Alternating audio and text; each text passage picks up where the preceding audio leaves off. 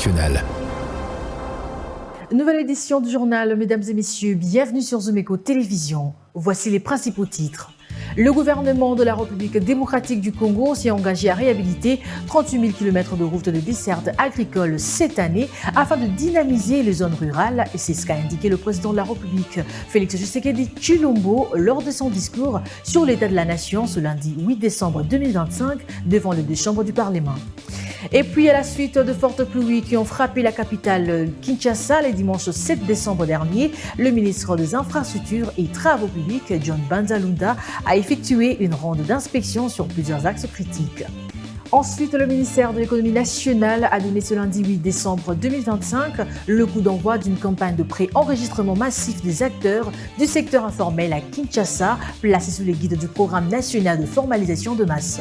Restez avec nous pour en savoir plus au cours de cette édition. Encore une fois, bienvenue à cette édition. Sans plus attendre, commençons avec le gouvernement de la République démocratique du Congo qui s'est engagé à réhabiliter 38 000 km de routes de desserte agricole cette année afin de dynamiser les zones rurales. C'est ce qu'a indiqué le président de la République Félix Tshisekedi Tshilombo lors de son discours sur l'état de la nation ce lundi 8 décembre 2025 devant les deux chambres du Parlement réunies en congrès. Le président de la République a affirmé également que 8 000 km de routes ont déjà été entretenu par le FONER. Élément de Juvet Bellou. Honorables députés nationaux et sénateurs, mesdames et messieurs, la modernisation des infrastructures de transport est au cœur de notre politique nationale de développement. Les routes stabilisées, les voies ferrées, les ports et les aéroports constituent les instruments de mobilité, de croissance économique et d'unité nationale. En 2025, 8 000 km de routes de desserte agricole ont été entretenues sur financement du Fonds national d'entretien routier, le FONER. Le gouvernement s'est engagé à réhabiliter 38 000 km de routes de desserte agricole et 11 423 km de routes prioritaires supplémentaires sur un an en déployant des brigades routières dans chaque province pour un entretien régulier. En 2026, nous ouvrirons de véritables corridors d'unité nationale en réhabilitant 3 735 km de routes stabilisées. Ainsi, sur la RN1, 115 km seront réalisés entre Chikapa et la frontière angolaise. Sur la RN39, le ministère de l'Économie nationale a donné ce lundi 8 décembre 2025 le coup d'envoi d'une campagne de pré-enregistrement massif des acteurs du secteur informel à Kinshasa. Placée sous les guides du Programme national de formalisation de masse, cette opération vise à recenser des petits commerçants, des artisans et de prestataires de services en vue de leur insertion progressive dans l'économie formelle. Je te le fonde et nous en dis plus. Suivez. Le ministre de l'Économie nationale, Daniel Mukoko Samba, se veut rassurant quant à la protection de données personnelles recueillies, précisant que celles-ci seront utilisées exclusivement pour favoriser l'inclusion économique et sociale des acteurs concernés. Le pré-enregistrement ouvre notamment l'accès à l'ouverture santé universelle, à la protection sociale, à la formation professionnelle ainsi qu'à l'accompagnement pour l'obtention des crédits auprès des banques commerciales. À travers cette initiative, le gouvernement central ambitionne de poser les bases d'une économie plus structurée et inclusive, tout en encourageant les acteurs de l'informel à franchir les pas vers la formalisation. L'objectif est de mieux les recenser et de les accompagner afin de faciliter leur accès aux opportunités offertes par l'État, mais aussi au système financier.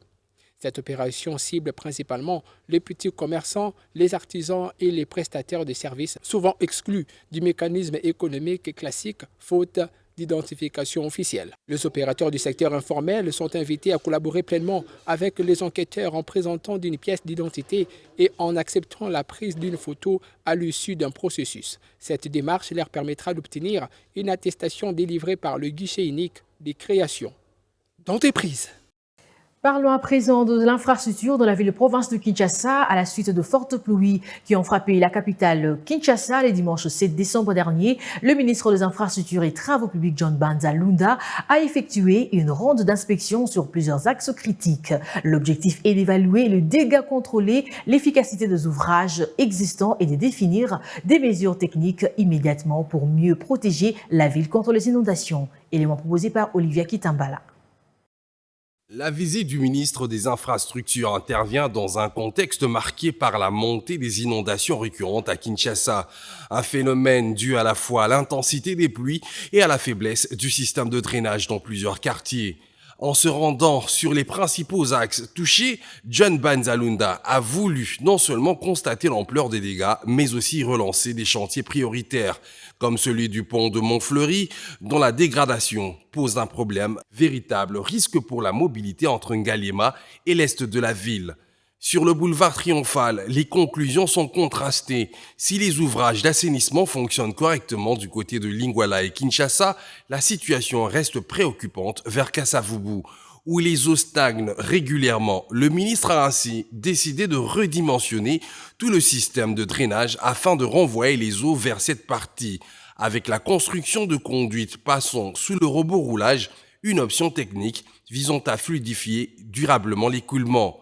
Du côté des avenues des Huileries, près du marché Lufungula, les eaux continuent à s'accumuler à chaque pluie. Le curage urgent du grand collecteur a été retenu comme mesure prioritaire, preuve que l'entretien régulier des infrastructures reste un maillon essentiel dans la lutte contre les inondations. En somme, la tournée de ce dimanche se veut un signal fort. Au-delà des constats, les autorités semblent déterminées à agir vite et de manière coordonnée. Une réunion technique prévue ce lundi 8 décembre devra permettre d'accélérer la mise en œuvre de ces décisions dans l'espoir de réduire les risques pour les habitants et de renforcer la résilience de Kinshasa face aux aléas climatiques.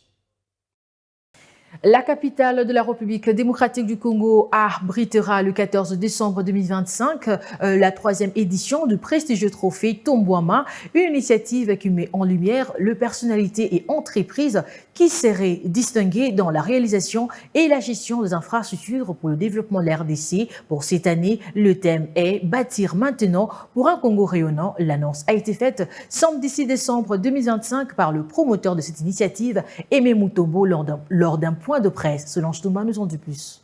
6 jours nous séparent de la grande soirée consacrée à la 3e édition du trophée Tombouama. L'activité aura lieu le 14 décembre prochain, un rendez-vous à retenir pour ceux qui se sont distingués dans les secteurs des infrastructures et des développements en RDC. Le trophée Tombouama a pour but de valoriser et de féliciter ceux qui se déploient avec détermination afin d'offrir à la RDC des infrastructures adéquates. Cet événement qui aura lieu dans la salle Panorama de l'Hôtel du Fleuve à Gombe sera couplé au 13e anniversaire d'existence du magazine RDC Infrastructure et Développement diffusé sur les antennes de la RTNC.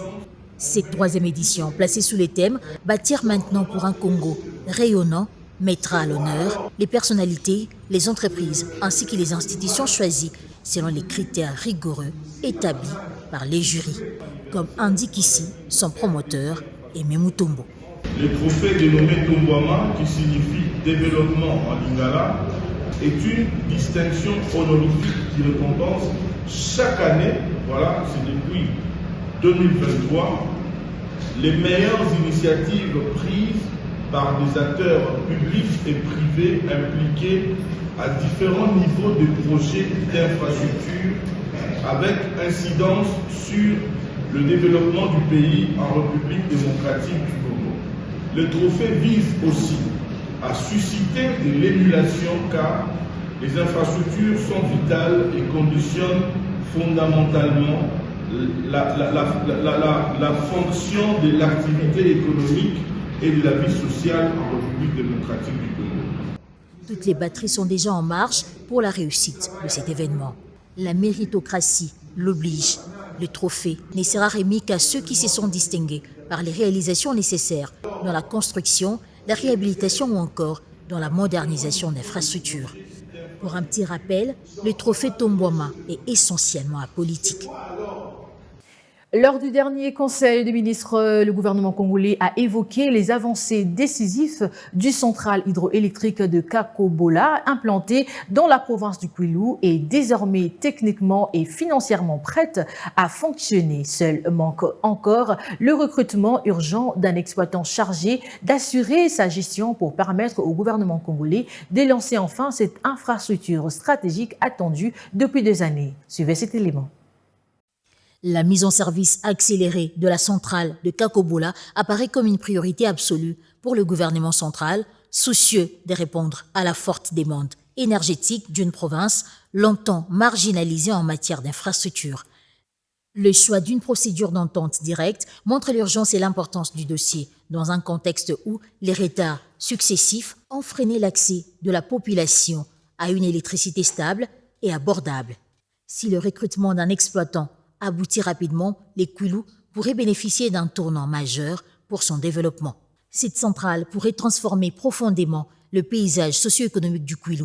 L'accès à une énergie stable soutiendrait la relance des petites industries locales, renforcerait la compétitivité du secteur agricole, améliorerait la sécurité dans les centres urbains et favoriserait l'émergence d'activités génératrices de revenus. Elle constituerait également une étape importante dans la stratégie nationale d'électrification qui vise à réduire les inégalités d'accès entre provinces. À titre de rappel, ce projet s'inscrit dans le cadre d'améliorer les programmes des 145 territoires.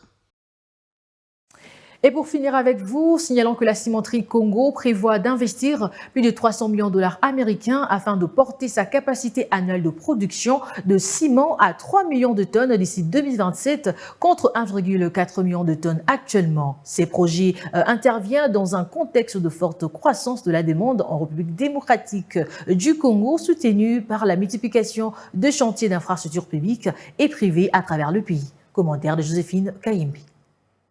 Implantée à Songololo, dans la province du Congo central, la Cimco exploite depuis 2018 l'une de ses plus grandes importantes unités de la production de ciment du pays. L'entreprise est issue d'une co-entreprise entre le groupe congolais Raoji et les cimentiers pakistanais Lucky Cement. Bien que les modalités de financement de ces nouveaux programmes n'aient pas encore été détaillées, le premier investissement de l'entreprise en RDC avait bénéficié de l'appui de la Banque africaine de développement et de la Société financière internationale, membre du groupe de la Banque mondiale. Ces projets s'inscrivent dans un marché congolais du ciment toujours marqué par un déséquilibre entre l'offre locale et une demande en constante progression. D'après les données de la Banque centrale du Congo, la consommation nationale de ciment a atteint 2,55 millions de tonnes en 2023 pour une production locale estimée à environ 2,3 millions de tonnes, un déficit structurel comblé par les importations. Dans ces contextes particuliers, la Cimco affirme vouloir consolider sa position sur le marché national tout en contribuant à la réduction de la dépendance du pays aux importations. L'entreprise estime par ailleurs que l'augmentation de l'offre locale pourrait exercer une pression à la baisse sur le prix du ciment régulièrement dénoncé par le consommateur. La Cimco n'est pas le seul acteur à annoncer de projets d'expansion. La société chinoise WIH Cement prévoit, elle aussi, de porter sa capacité de production à 2,2 millions de tonnes par an d'ici 2027. Par ailleurs, un consortium chinois conduit par Avic et Conch s'est associé à l'État congolais pour relancer la cimenterie nationale de Kimpese, également située dans le Congo central. Les autorités congolaises sont appelées à renforcer le mécanisme de contrôle aux frontières et à assurer l'application effective de mesures en vigueur afin de garantir un climat propice aux investissements industriels en cours. Merci de nous avoir suivis. Retrouvons-nous prochainement pour de nouvelles informations sur Zoom Éco Télévision. Au revoir.